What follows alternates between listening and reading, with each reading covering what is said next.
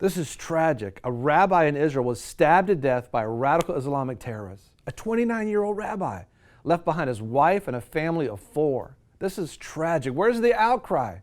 We want to hear your support for Israel, and so do our Jewish friends. Leave your comments of support below. The Jewish people need to hear from us. And also pray for the peace of Jerusalem. Check it out.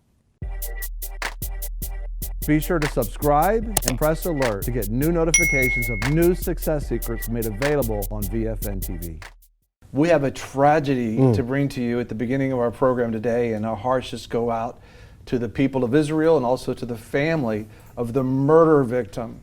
You got to see what happened in Israel. A rabbi, a 29-year-old rabbi who was standing waiting for a bus, was stabbed to death. And this is, let me tell you, this is parental guidance suggested on this particular program. Yeah. But we got to be able to know what's actually taking place in Israel. John, can you tell us? Yes, well listen, they're reporting that the 29-year-old rabbi and father of 4 who was stabbed to death in a violent terror attack Monday afternoon was laid to rest Tuesday morning. The attack, which occurred at a bus stop just outside the Israeli city of Ariel in Samaria, was the second murder of a rabbi in a month.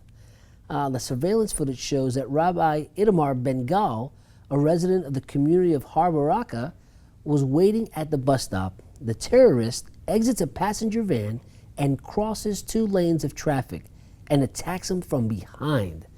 This is just of course, this is his family right here, you know, the tragedy at his funeral. But listen, this is parental guidance because I want you to see what's taking place in Israel. This is why Prime Minister Benjamin Netanyahu stands up and says, listen, we got to stand up for our sovereignty. When people are declaring, like Iran, saying to death to Israel, death to America, and they're saying that to this small nation called Israel, and now they're sending people out, Hamas, and they're training these Palestinian, radical Palestinians, not all of them that way, but just some of them go out, and they train them at a young age to take a knife, literally, and stab Jews. Well, we've shown these videos. Children, yes. Children. Well, and then think about the Forrester Act. I believe it was the Forrester Act, where the American that was there in Israel studying, and he was in a car driving, stopped traffic, and somebody runs down the street and begins to stab the drivers and killed him. That's why they said we're not going to pay to slay anymore. We're not going to use any more of the American money. That's the Forrester Act. That's President Trump, who said at the World Economic Summit at Davos, Switzerland, with Prime Minister Benjamin Netanyahu, he said that $255 million is on the table, and it will not go to these guys if they're going to continue to murder and do these terrorist attacks. Yeah, and it's called the Taylor-Forrest Act. Call your congressman, call your senator, and say, vote for this. Yeah. Because you should not pay money to kill anybody.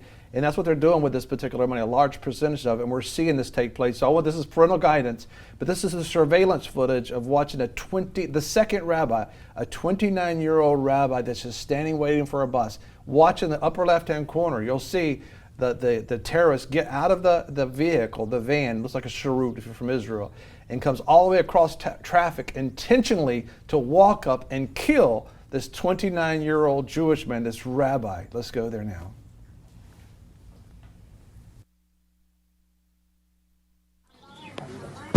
You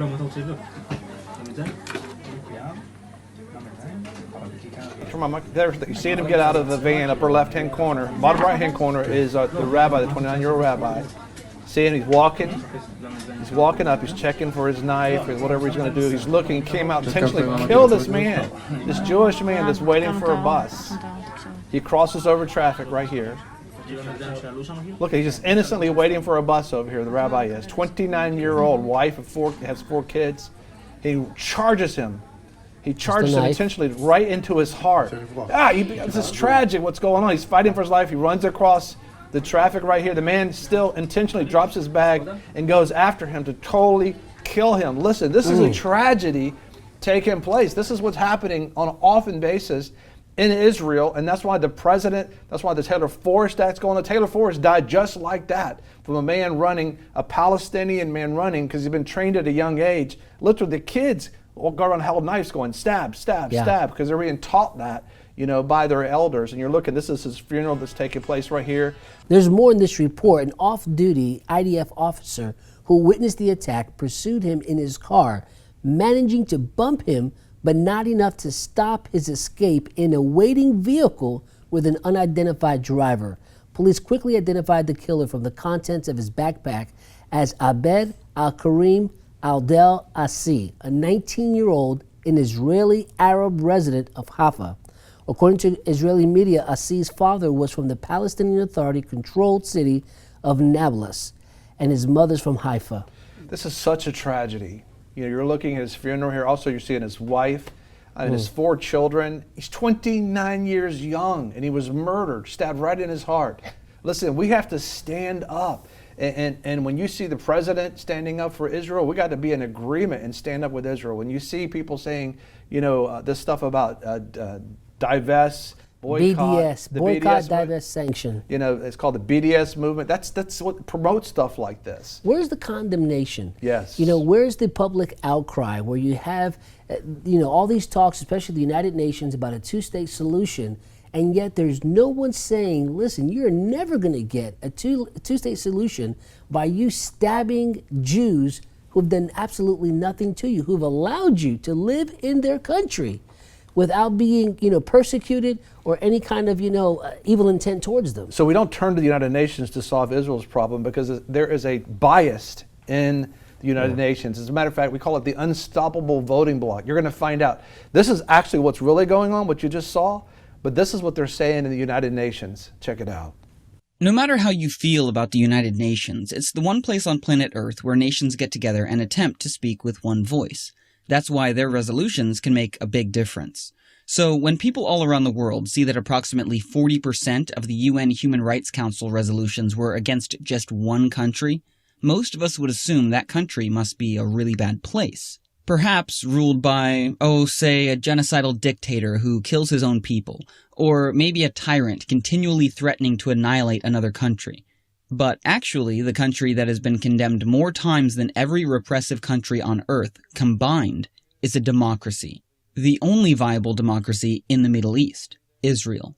And with these repeated resolutions against Israel, it's easy to see why so many in the international community perceive Israel as a major cause of world problems. But are all these resolutions really justified? Because whether or not you agree with how Israel is handling its many challenges, when you do a basic comparison, like the number of deaths Israel is responsible for with the number of condemnations they've received, and then make that same comparison with other countries, it paints a surprising picture of a possible double standard. What could explain the enormous imbalance? Quick history lesson. In 1975, Cuba needed to gather support in order to take down the biggest democratic superpower dominating the global schoolyard, the United States. Seeing how the UN was mostly controlled by the democratic superpowers, Cuba, along with other communist nations, finally found a way to even the playing field, because it just so happened that, at the same time, a number of Muslim countries were looking for new, creative ways to gang up on Israel. So the communists realized that by joining the Muslims' anti-Israel coalition, they could create an unstoppable voting bloc inside the UN. Because with every resolution they passed against Israel, they simultaneously discredited Israel's ally, the United States. So in 1975, the newfound communist Muslim voting bloc spearheaded the passing of a UN resolution that officially stated, Zionism is a form of racism. Yes, Zionism. The movement trying to find ways to protect Jews from racism was redefined as racism, which is kind of like saying the civil rights movement is racism and Martin Luther King is a racist. This is why resolution after resolution after resolution against Israel from 1975 until this day easily passes through the UN. So you're seeing firsthand what took place to this 29-year-old rabbi with his wife and his 4 children. It's actually them coming against him, coming against the Jews, coming against the Jewish people. Here you have somebody who's actually a citizen in Israel, but yet, radical Islamic terrorist in the own community who they're giving freedom to, in the most freest nation in that area. This is what happens when you allow people to live in your country who don't want to assimilate and be part of the culture. They want to, live there, enjoy the benefits of that country, but they don't want to be peaceful with the people that actually are from the country. Yeah, and you got to really love the people and love their values and want to be a part of the community. If you don't love them and you don't want to be a part of them and you don't love their values, you got to find a different country. Absolutely. That's very important. But listen, we want to hear, this is what we want, we love hearing from you in our community, posting below, writing us and calling us. But do this. A lot of our friends in Israel, and Jews all around the world, Jewish friends around the world, part of our tribe, they're going to see this. And I want you to take a moment and give them a shout out. Let them know you're standing with them. Let them know you're praying for Israel. Let them know that your heart's moved with compassion over this, that they're not alone, that you do see this, and that you are praying to a just God, and you do see this thing that's happening against them that's wrong. And I just challenge you, that's what we're going to do. Just begin to make those kind of posts, call us up, write us, and just say what you want to say positive. You know, standing for Israel, standing for this family that had such a tragic loss. Be sure to subscribe and press alert to get new notifications of new success secrets made available on VFN TV. You know, a lot of people want to abide with the Lord, but they just don't have a plan to do it. You can request that plan today at iabide.org.